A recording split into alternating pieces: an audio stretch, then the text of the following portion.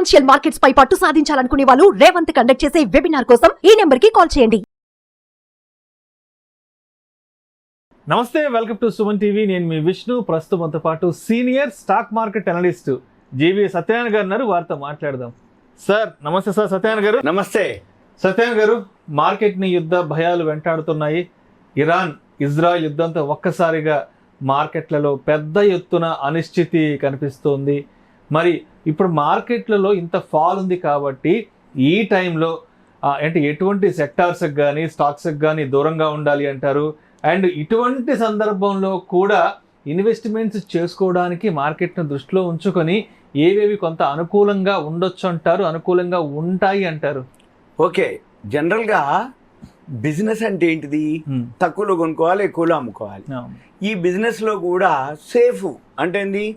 ఎవరైనా కానీ అంటే పెట్టుబడి పెడుతున్నప్పుడు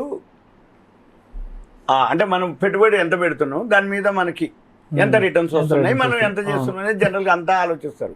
అయితే ఇప్పుడు ఈ యుద్ధ భయాలు ఉన్నప్పుడు కానీ, అమెరికాలో వడ్డీ రేట్లు కానీ, ఇప్పుడు ప్రజెంట్ సిచ్యువేషన్లో సేఫ్గా అంటే ఈటీఎఫ్లు, ఎక్స్చేంజ్ ట్రేడెడ్ ఫండ్స్ అంటారు వాటిని, ఈటీఎఫ్. వాటిని బీస్ కూడా అంటారు, BEES. నిఫ్టీ బీస్ అని, గోల్డ్ బీస్ అని, సిల్వర్ బీస్ అని. అయితే ఇప్పుడు నేను చెప్పేది ఏంటిది అంటే, ఇది మన ఇండియాలో ఇప్పుడు ప్రజెంట్ అంటే ఆల్ టైమ్ హైక్ ఎప్పుడైతే పోయిందో మార్కెట్, FIIలు కొంటే మన మార్కెట్లు ఫారిన్ ఇన్స్టిట్యూషనల్ ఇన్వెస్టర్లు, FPI foreign portfolio ఇన్వెస్టర్సు, FI foreign ఇన్వెస్టర్లు, వీళ్ళందరూ అంటే సింగిల్ అయితే ఫారిన్ ఇన్వెస్టర్లు, గ్రూప్గా అయితే ఫారిన్ ఇన్స్టిట్యూషనల్ ఇన్వెస్టర్సు, మళ్ళీ వాళ్ళనే ఫారిన్ పోర్ట్ఫోలియో ఇన్వెస్టర్స్. వీళ్ళందరూ కొనబట్టి మన మార్కెట్లో ఆల్ టైమ్ హైక్ పోవడం జరిగింది. 2 రోజుల్లోనే శుక్రవారం నాడు 1800 పాయింట్లు అప్ అండ్ డౌన్ జరగడం జరిగింది. గురువారం రోజు వచ్చేటప్పటికి 1269 పాయింట్లు మార్కెట్లు ఏది ఇరాన్ ఇజ్రాయెల్ వారితోటి పట్టడం జరిగింది. అయితే ఏం జరుగుతుంది, ఏం జరుగుద్ది, రేపు రాబోయే రోజుల్లో ఏం జరగబోతుంది? మన పని ఏంటిది అంటే సింపుల్గా ఈటీఎఫ్లు అయితే సేఫ్ అనమాట. ఇప్పుడు ఇంత పడ్డా కానీ షేర్ మార్కెట్లో ఇండివిజువల్ షేర్స్ పడటం వేరు, ఈటీఎఫ్లు పడలేదు, ఏదో నామినల్ అనమాట. అంటే నీ పైసలకి ఒకటే లెక్క. బాగా పెరిగిన షేర్లు బాగా పడతాయి, బాగా పడ్డ షేర్లు వాల్యూ అనుకుంటే మళ్ళీ బాగా పెరుగుతాయి. కానీ మనకి పట్టుకోవటం అంటే మామూలు ఇన్వెస్టర్గా పట్టుకోవటం అనేది చాలా కష్టం ఒకటి. ఇక రెండోది సేఫ్గా అనే దానికి వచ్చేటప్పటికి FIIలు కానీ DIIలు కానీ అంటే ఫారిన్ ఇన్స్టిట్యూషనల్ ఇన్వెస్టర్సు, DIIలు డొమెస్టిక్ ఇన్స్టిట్యూషనల్ ఇన్వెస్టర్లు, ఫారిన్ వాళ్ళు అంటే ఫారిన్ వాళ్ళు, DII అంటే మన మ్యూచువల్ ఫండ్స్. వాళ్ళందరూ ఇప్పుడు ఏం చేస్తారంటే మాన్యువల్ లేదు system, only artificial intelligence AI ద్వారా, ఆల్గో సాఫ్ట్వేరే. అంటే మార్కెట్ పడుతూ ఉంటే అదే AI ద్వారా అమ్మేస్తూ ఉంటుంది, పెరుగుతూ ఉంటే అదే కొనేస్తుంది.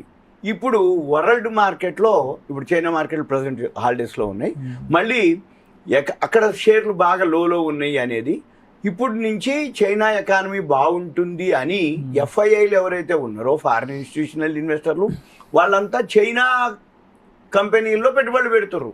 ఇక మనం ఏం చేయాలి? FIIలు ఎక్కడ పెట్టుబడి పెడతారు? వాళ్ళ పని ఏం లేదు. ఏ దేశం ఎకానమీ బాగుంది, ఏ దేశం గ్రోత్లోకి వస్తుంది, ఏ దేశంలో ఏ కంపెనీల్లో పెట్టుబడి పెడితే గ్రోత్ ఉంటుంది అని వాళ్ళు ఏం చేస్తారు? ఆ దేశంలో పెట్టుబడులు పెడతారు. ఇప్పుడు వరకు ఎలక్షన్స్ అయిపోయింది, బడ్జెట్ వచ్చింది, మన మార్కెట్ ఆల్ టైమ్ హైక్ పోయింది, FIIలు కంటిన్యూగా పెట్టుబడి పెట్టుకుంటూ వచ్చారు. మళ్ళీ ఇప్పుడు ఏం చేస్తారు? వాళ్ళు స్విచ్ ఓవర్ అవుతారు. స్విచ్ ఓవర్ అవుతుంది మన దగ్గర నుంచి అమ్మేసి ఇప్పుడు చైనాకి వెళ్ళిపోతారు వాళ్ళు. ఎప్పుడైతే FIIలు చైనాకి వెళ్ళిపోతారో మన పని ఏంటిది? చైనా కంపెనీలని కొనాలి అనుకుంటే ఈ చైనా కంపెనీలు ప్రాఫిట్ అండ్ లాస్లు, బ్యాలెన్స్ షీట్లు, గ్రాఫ్లు, టెక్నికల్స్ ఇవన్నీ మళ్ళీ చూడాలి కదా. ఇవన్నీ చూసే బదులు సింపుల్గా ఏంటిది నేను చెప్పేది ఏంటిది అంటే ETF అని ఉంటుంది, ఎక్స్చేంజ్ ట్రేడెడ్ ఫండ్స్. ఈ ఎక్స్చేంజ్ ట్రేడెడ్ ఫండ్ అంటే ఏంటిది?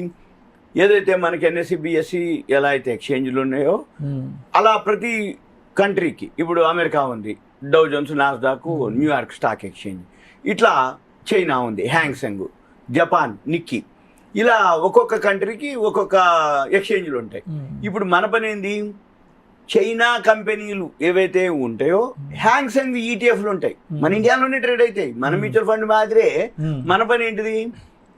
కొన్ని ఆర్గనైజేషన్లు ఉన్నాయి, హ్యాంగ్సెంగ్ ETF చేస్తే ఆ హ్యాంగ్సెంగ్ ETF ఏం చేయక్కర్లేదు, ఫండమెంటల్తో పని లేదు. ఓన్లీ ఇన్ ట్రేడింగ్ వ్యూ అని ఒక వెబ్సైట్ ఉంటుంది, ఆ ట్రేడింగ్ వ్యూలోకి వెళ్ళి గ్రాఫ్ చూసుకోండి మీరు. సింపుల్గా గ్రాఫ్ సపోర్ట్ రెసిస్టెన్స్ అని ఉంటుంది. సపోర్ట్ అంటే పెరగటానికి రెడీగా ఉంది, రెసిస్టెన్స్ అంటే పడటానికి రెడీగా ఉంది. సింపుల్.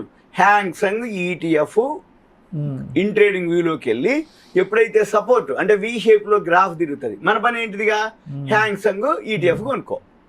మళ్ళీ ఇప్పుడు మన ఈటీఎఫ్లు ఉన్నాయి, మన ఈటీఎఫ్లు ఇప్పుడు ఫారెన్ వాళ్ళు అమ్మేస్తున్నప్పుడు ఏమైతే అవి తగ్గిపోతాయి. ఇప్పుడు అమెరికా ఈటీఎఫ్లు ఉన్నాయి. ఏది ఇప్పుడు అమెరికా ఈటీఎఫ్లు వచ్చేటప్పటికి అమెజాన్, ఫ్లిప్కార్ట్, మనకు తెలిసిన పేర్లు, యాపిల్ అనుకోండి, లేకపోతే ఎన్విడియాలు, ఇవన్నీ అమెరికాలో ఉన్నటువంటి షేర్లు. మన పని ఏం చేయక్కర్లే, అమెరికాలో ఉన్నటువంటి డౌ జోన్స్, నాస్డాక్, న్యూయార్క్ ఈటీఎఫ్లు మళ్ళీ అవి ఏదన్నా ఉండని, ఏ షేర్లన్నీ ఉండని, 30 ఉండని, 50 ఉండని, ఎన్విడియా ఉంటుందా, యాపిల్ ఉంటుందా, ఒకరోజు ఎన్విడియా పెరుగుతుంది, ఒకరోజు యాపిల్ పెరుగుతుంది, ఒకరోజు అమెజాన్ పెరుగుతుంది, ఒకరోజు ఫ్లిప్కార్ట్ పెరుగుతుంది. నువ్వు కొన్నది పెరగాలని లేదు. అందుకని మన పని ఏంటిది, ఈటీఎఫ్ అయితే సేఫ్. ఎందుకంటే ఒకటి పెరిగి ఒకటి తగ్గినా ఓవరాల్గా నీకు అది పైకే ఉంటుంది తప్ప కిందికి ఉండదు. ఇక అందుకని మనం ఏం చేయాలి, ఇప్పటి నుంచి ఎవరైతే ఈ వీడియో అబ్జర్వ్ చేస్తుర్రో, ఎవరైతే చూస్తుర్రో, సింపుల్ అనమాట, ఏం లేదు. ట్రేడింగ్ వీక్ వెళ్ళాలి, హ్యాంగ్సంగ్ ఈటీఎఫ్లు, డౌ జోన్స్, నాస్డాక్, నిక్కీ ఈటీఎఫ్లు. మనం మెయిన్ మనకి 4 యూరోపు, యుఎస్, చైనా, జపాన్. మనకి 4 మంది కాకుండా. మన పని ఏంటిది, జపాన్ ఈటీఎఫ్లు చిన్న అమౌంట్ పెట్టండి ఫస్ట్. ఇనీషియల్గా ఏమి ఓ బుర్రంతా దించి లక్షలు పెట్టక్కర్లే. 1000, 2000, 5000, 10,000 తోటి ఒక్కొక్క ఈటీఎఫ్లు, జపాన్దొకటి, చైనాదొకటి, యుఎస్దొకటి, మన ఇండియా, అన్ని ఈటీఎఫ్లు స్ప్లిట్టింగ్ చేస్తే మీకు తెలిసిపోతుంటుంది. అంటే ఎక్కడ గ్రోత్ ఉంటుందా, ఏది ఫాస్ట్గా మూవ్ అవుతుందా. మనం ఏం చేయాలి అప్పుడు, అవి వాటిలోకి స్విచ్ ఓవర్. అంతే. ఈటీఎఫ్ చాలా సేఫ్. ఇప్పుడు యుద్ధాలు అవుతున్నాయి, యుద్ధాలు అయిన ఫారిన్ ఇన్స్టిట్యూషన్ లో అమ్ముతుర్రయ్యా. ఇక్కడ అమ్మి ఎక్కడ పెడతారు, ఎక్కడో ఒక దగ్గర పెట్టాలి. వాళ్ళ దగ్గర పైసలు ఉన్నప్పుడు వాళ్ళు ఇండియాలో అమ్మేస్తే చైనాలో పెడతారు, చైనాలో పెడతారు. కాకపోతే మళ్ళీ అమెరికా ఇప్పుడు వడ్డీ రేట్లు తగ్గినాయి, మళ్ళీ ఎకానమీ ఇప్పుడు ఎలక్షన్స్ ఉన్నాయి అమెరికాలో, ఎలక్షన్స్ అయిపోయినాయి అంటే మళ్ళీ ఏదో ఒక కొత్త గవర్నమెంట్ ఫామ్ అయింది. మళ్ళీ కొత్త గవర్నమెంట్ ఫామ్ అయినా 4 ఏళ్ళు ఉంటుంది. 4 ఏళ్ళు ఉంటుంది అంటే మళ్ళీ వాళ్ళు ఏదో అంటే స్కీమ్స్ అనుకోండి, గవర్నమెంట్ పాలసీలు అనుకోండి, మళ్ళీ ఏమైతుంది, అమెరికా మార్కెట్లు మళ్ళీ పుంజుకుంటాయి. మళ్ళీ అప్పుడు ఇప్పుడు మొన్నదాకా అమెరికా మార్కెట్ కూడా ఆల్ టైమ్ హైలోనే ఉన్నాయి. వరల్డ్ ఇప్పుడు గోల్డ్ ఆల్ టైమ్ హైలో ఉంది, అమెరికా మార్కెట్ లో ఆల్ టైమ్ హైలో ఉంది, మన ఇండియా మార్కెట్ లో ఆల్ టైమ్ లో ఉంది. ఒక్క చైనా మార్కెట్ లో డౌన్ లో ఉన్నాయి. ఈ చైనా మార్కెట్లు కూడా ఇప్పుడు వీళ్ళందరూ మళ్ళీ అక్కడ ఇన్వెస్ట్ చేస్తే మళ్ళీ అక్కడ మార్కెట్లు కూడా పెరగడం మొదలు పెడతాయి. ఇది మన పని. ఇక మన పని ఏం లేదు, బిజినెసే. షేర్ మార్కెట్ గ్యామ్లింగ్ కాదు. బిజినెస్ అంటే ఏంది, మన పని సింపుల్ గా ఎక్కడ ఇన్వెస్ట్ చేస్తే మనకి రిటర్న్స్ వస్తాయి, ఏది ఇన్వెస్ట్ చేస్తే రిటర్న్స్ వస్తాయి, అది చూసుకుంటే చాలా. సో అదే విధంగా సెక్టోరియల్ గా స్టాక్స్ పరంగా అంటే ఒకవైపు యుద్ధం నడుస్తోంది కాబట్టి, అవును, కేవలం యుద్ధం కారణంగా ఏ సెక్టార్స్ మీద ఎక్కువగా ఇంపాక్ట్ ఉంటుంది అంటారు? ఎఫ్ఎంసీజీ మీద. ఓకే. ఎఫ్ఎంసీజీ వల్ల ఏమైతుందంటే ఇప్పుడు ఎప్పుడైతే సప్లై చైన్ ఎప్పుడైతే సప్లై చైన్ ఆగుతో మిగిలేని పెద్ద పట్టించుకోరు. టీవీలు కొనకపోయినా, బండ్లు లేకపోయినా ఏం కాదు, కానీ ఫుడ్ లేకపోతే కాదు. సప్లై చైన్ అప్పుడు ఏమైందంటే దాని వల్ల మెయిన్ 4 బియ్యం, పంచదార, గోధుమలు, నూనె. ఈ 4 ప్రొడక్ట్స్ కి మామూలుగా ఉండదు. మనము తటస్థంగా ఉన్నాం కాబట్టి మనం ఎప్పుడు కూడా అంటే ఉదాహరణకి ఇప్పుడు ఇరాన్, ఇజ్రాయెల్ గొడవ నడుస్తుంది. వీళ్ళు గొడవ నడగానే వీళ్ళకి ఎవరైతే దిగుమతి చేసుకుంటారో అంటే పంచదారలు, గోధుమలు, లేకపోతే బియ్యము, నూనెలు, వాళ్ళు ఇవ్వరు వీళ్ళకి. తటస్థంగా ఉన్నాం మనం. వాళ్ళు ఏం చేస్తారు, మా దగ్గర ఇప్పుడు ఇరాన్, ఇజ్రాయెల్ గొడవలో మెయిన్ క్రూడ్ ఆయిల్ అనమాట.